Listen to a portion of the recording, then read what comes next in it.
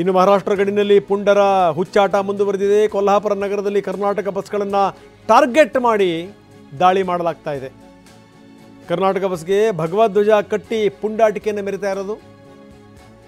ನಾನು ಹೇಳ್ತಾ ಇದ್ದೆ, ಉದ್ಧವ್ ಠಾಕರೆ ಬಣದ ಶಿವಸೇನೆ ಕಾರ್ಯಕರ್ತರು ಕೆಲಸಿಲ್ಲ ಬಗ್ಸಿಲ್ಲ ಸೋತ್ ಮನೆಯಲ್ಲಿ ಕೂತ್ಕೊಂಡಿದ್ದಾರೆ. ಅವರ ನೀತಿ ನಿಲುವು ಸಿದ್ಧಾಂತ ಎಲ್ಲವೂ ಕೂಡ ಜಗತ್ತಿಗೆ ಜಗಜ್ಜಾಹೀರಾಗಿದೆ. ಹೀಗಾಗಿ ನಾವು ಕೂಡ ಆ್ಯಕ್ಟಿವ್ ಆಗಿದ್ದೀವಿ ಅಂತ ತೋರಿಸ್ಕೋಬೇಕಲ್ಲ. ಹೀಗಾಗಿ ಪ್ರತಿಭಟನೆ ನೋಡಿ, ಪ್ರತಿಭಟನೆ ಮಾಡ್ತಾ ಇದ್ದಾರೆ.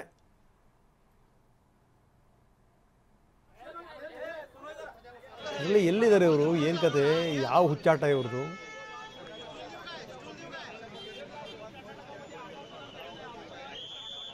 ನಾವು ತೋರಿಸ್ತಾ ಇದ್ದೀವಿ ವಾಯುವ್ಯ ಕರ್ನಾಟಕ ಸಾರಿಗೆಯ ಬಸ್ ಇದು. ಅಲ್ಲಿ ಭಗವಧ್ವಜ ಕಟ್ತಾ ಇದ್ದಾರೆ.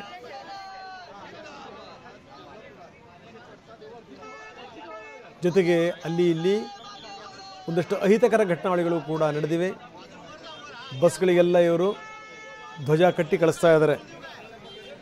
ಈ ಧ್ವಜ ನಮಗೆ ನಿಷಿದ್ಧ ಅಲ್ಲ ಬಿಡಿ, ಪ್ರಶ್ನೆ ಬೇರೆ. ಆದರೆ ನೀವು ಯಾವ ಉದ್ದೇಶ ಇಟ್ಕೊಂಡು ನೀವು ಕರ್ನಾಟಕದ ವಿರುದ್ಧ ಈ ರೀತಿ ಮಾಡ್ತೀರಿ? ಯಾವ ಉದ್ದೇಶ ನಿಮ್ಮದು? ಕನ್ನಡದಲ್ಲಿ ಮಾತಾಡುವಂಥ ಕಂಡಕ್ಟರ್ ಹೇಳಿದ್ದೆ ತಪ್ಪಾಯಿತು ಅಂದ್ರೆ ಏನರ್ಥ?